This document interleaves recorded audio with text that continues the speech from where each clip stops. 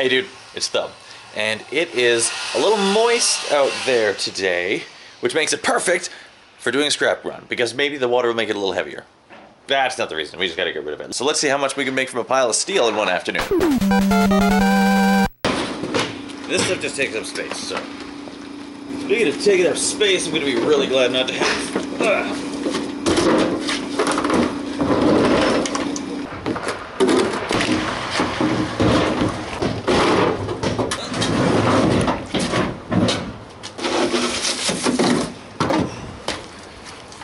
Those really do take up a lot of space.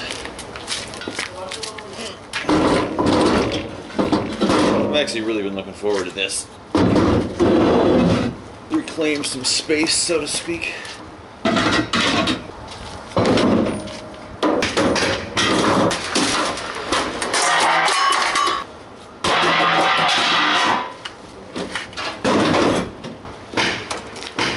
These ones were something.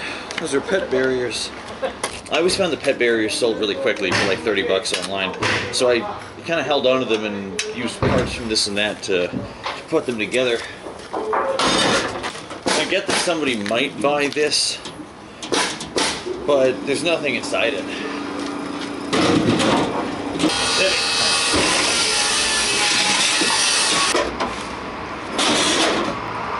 Cool.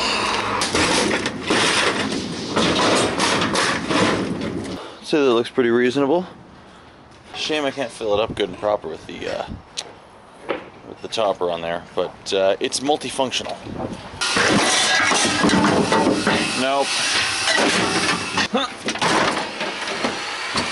Good enough. Yeah, that'll work. All right, sick. We've got our ID. Let's see if that angle works any better. But we've also got our gloves because we're gonna take the scenic route.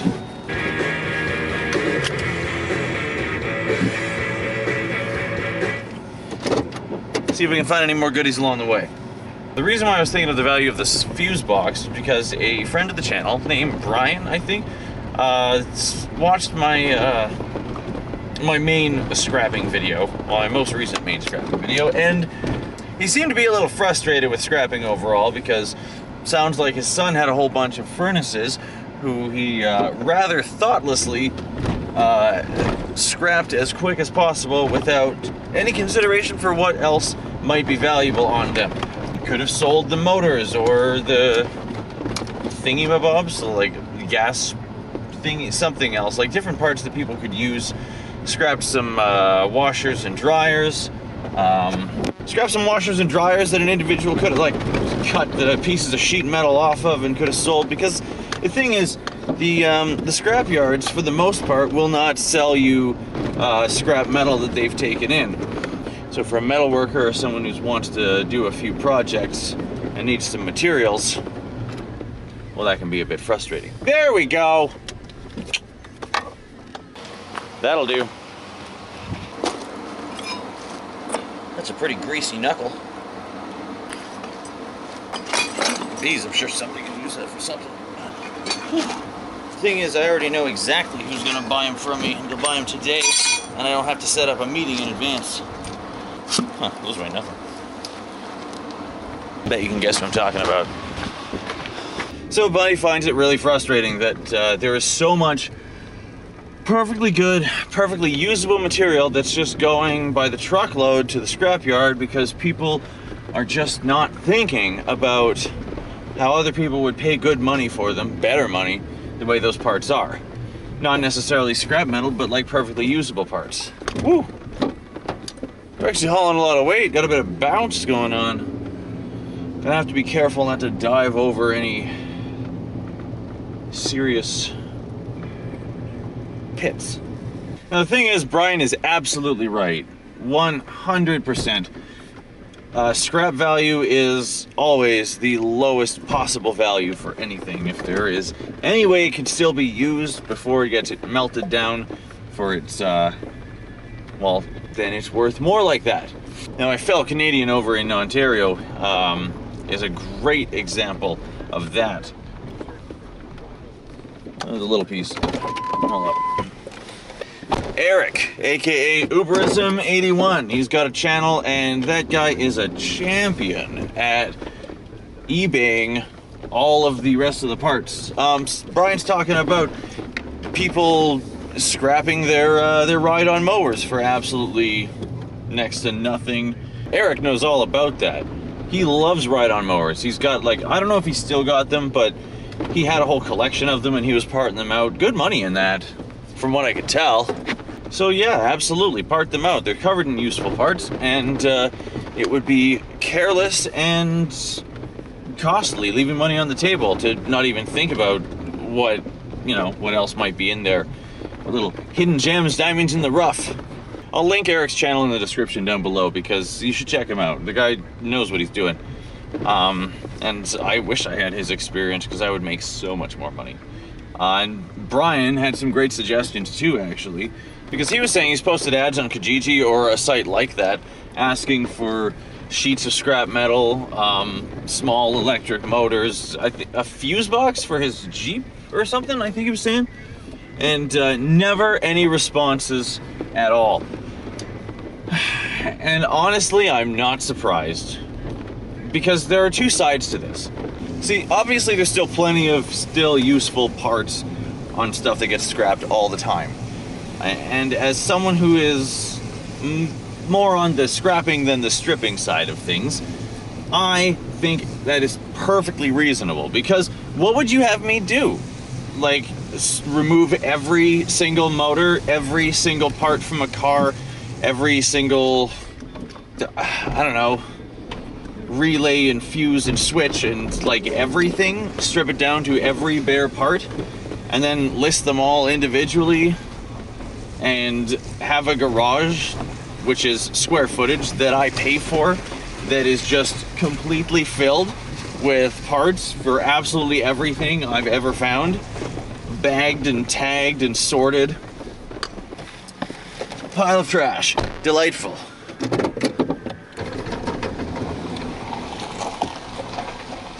Ooh, I bet those garbage cans are metal. JK. Yes, a bit of an extreme example, but my point is you can easily see how it would get way out of hand really quickly. Again, I think Uberism sets a great example of how it can be done right. Because, yes, his basement is filled with shelving covered in tagged and sorted parts that he has listed on eBay, and I think he does quite well at it. But I think it's a little unfair to call any scrapper who doesn't do that an idiot. And, you know, I'm paraphrasing. The thing with Eric's system, though, is it does take a little time and effort to set up. You need more tools, you need space, a dedicated space specifically for that, and you do need to be at least somewhat knowledgeable about what you're taking apart and what you're looking at. And yes, you can learn as you go, but even after you've got all that, eBay is not like something you can just hop into and be successful at. I unfortunately learned that the listing stuff is actually a social media style popularity contest, and if you're not consistently listing things as well as maintaining your seller rating, then you're not going to do very well, and it's not a very good use of your time. I guess what it comes down to is a question of value for your time, and picking things apart like that does not guarantee a return on that time. You could easily pick apart loads of things and not sell anything. I went through this with, I did that video a little while back of scrapping a car, and wow, got a lot of negative feedback for that. But I knew I was going to, because it was a cool classic looking car. I forgot what it was, Ford Maverick or something. It doesn't matter, it's scrap metal now.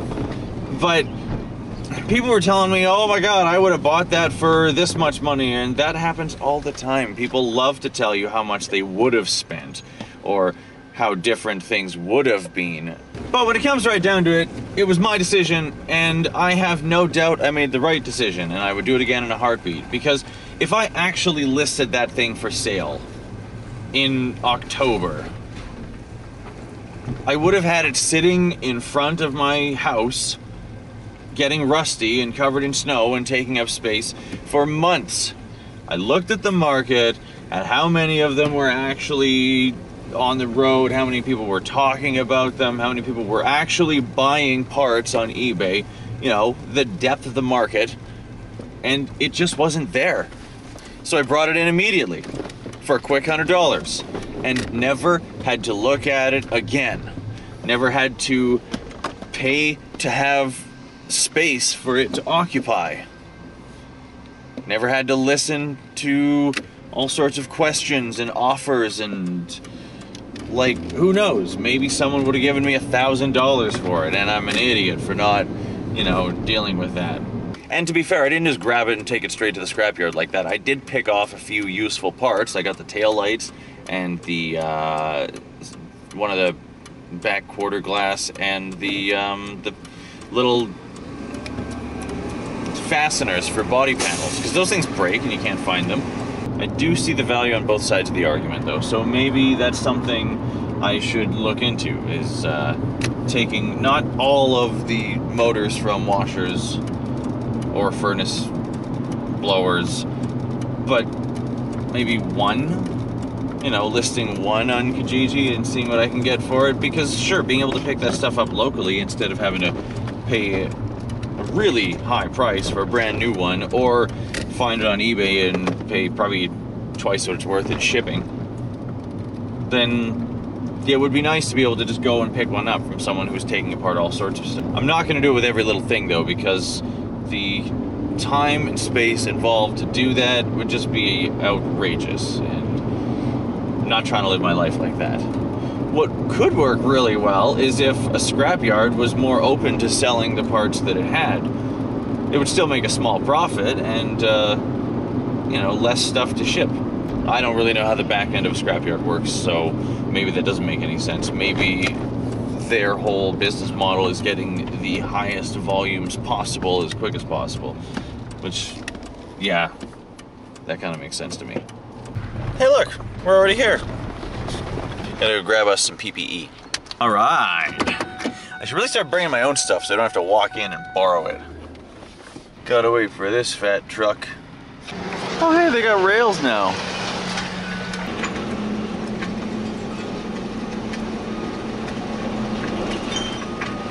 Alright, see you in a minute. Back on the scale. And in we go to collect our money.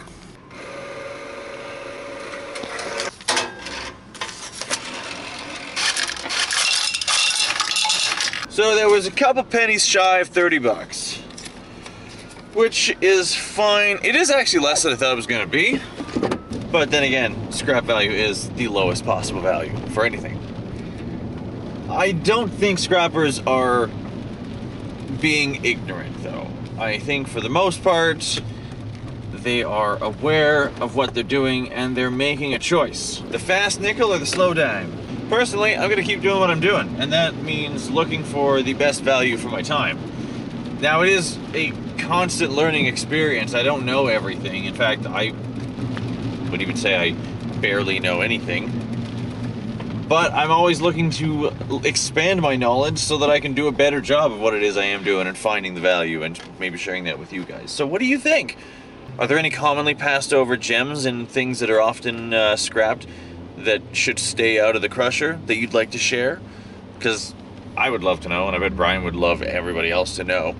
I know he's onto a good thing there, because for sure somebody would buy a small quarter horsepower motor for 15 bucks on Kijiji if there was one there. There might already be one there. I'll look. If you've got any tips or tricks, I would love to know what they are. But even if you don't feel like sharing, as long as you're out there leaving it better than you found it, keep doing the thing.